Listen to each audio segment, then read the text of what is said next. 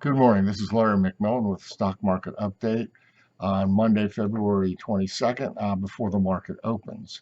So today is a bit of a bad anniversary day, I guess you'd say, because when the market broke down in 2020, this is the day that everything started, which is the Monday after the third Friday in February after option expiration.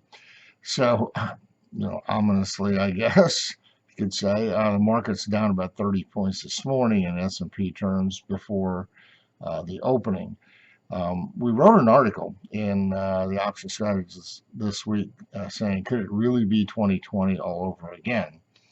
Our conclusion, more or less, is probably not, but it's still a possibility because there are quite a few similarities.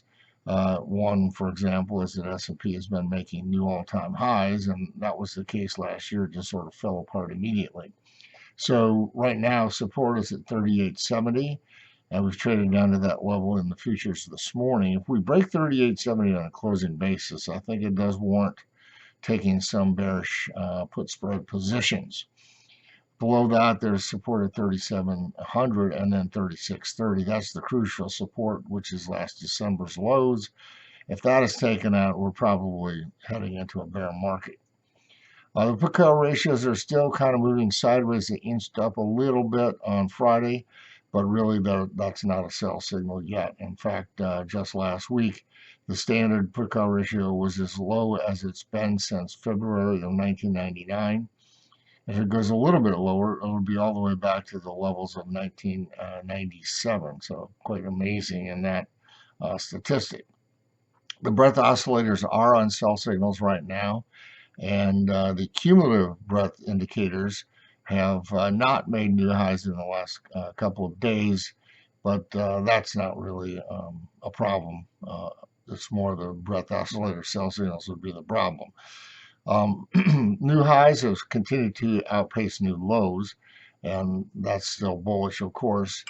If that were to reverse, it's possible that we could see new lows jump ahead of new highs, but I'd want to see new highs have, new lows have some substance to them. In other words, I just don't want to see like 10 new highs and 15 new lows. That wouldn't be much of anything.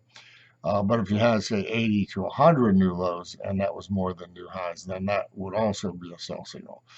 VIX has tried to maintain its bullish status. Right now, the VIX spike peak buy signal is still in effect, although it could be in jeopardy today. If VIX closes 3 points higher than it did last Thursday, I believe was its low, then that would stop out that signal. Meanwhile, the trend of VIX is still lower, so that's okay too.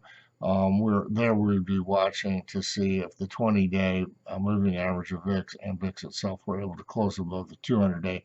That does not seem imminent really at all right now.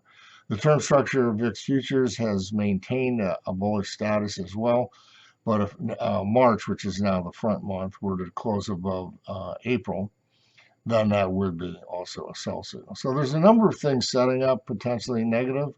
The most important of which, of course, would be SPX breaking support.